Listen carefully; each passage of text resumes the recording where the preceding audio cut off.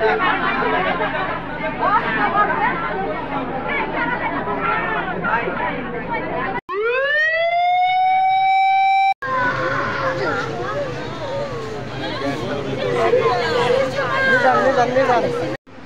তুলছেন, পত্রিকায় ছাপাচ্ছেন, লিখতে পারবেন, বলতে পারবেন যে আবাসিক এলাকায় কেন চালায় সরকার, কেন নিষেধ করে নাই? আবাসিক এলাকায় কেন যুদ্ধ বিমানের প্রশিক্ষণ চলবে? 60 বছরের যুদ্ধ বিমান কেন প্রশিক্ষণ চলবে? মারা গেছে, উনি আমার নাতনি। উনি 20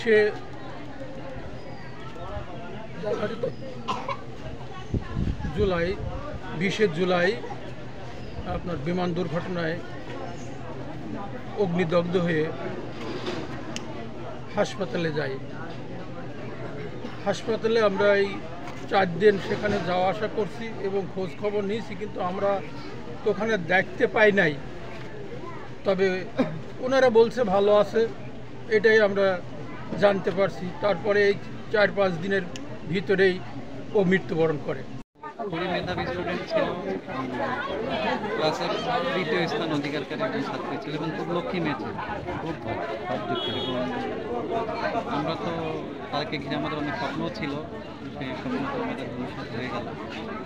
এবং এই বয়সের একটা বাচ্চা, তার আমরা মনে করি দেশও তো একটা মেধাবী ছাত্রীকে হারাবে।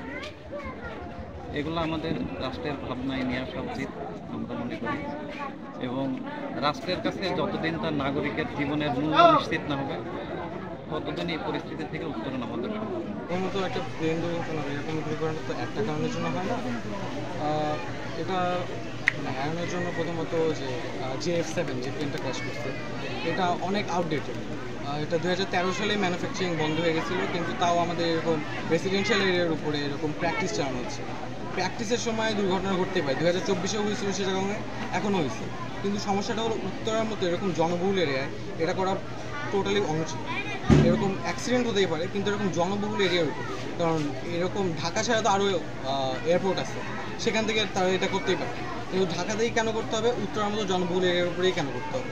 চট্টগ্রামে হয়েছিল আগে, অল্পের জন্য রিফাইনারি মিস করছে, সেটা অনেক বড় একটা দুর্ঘটনা থেকে আমরা বেঁচে গেছি। এবার হয়েছে অনেক মানুষ মারা গেছে।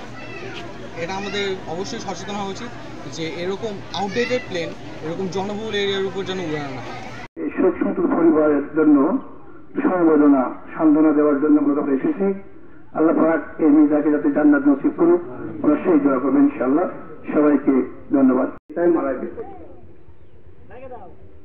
এটা আসলে আমাদের ধৈর্যের বাইরে।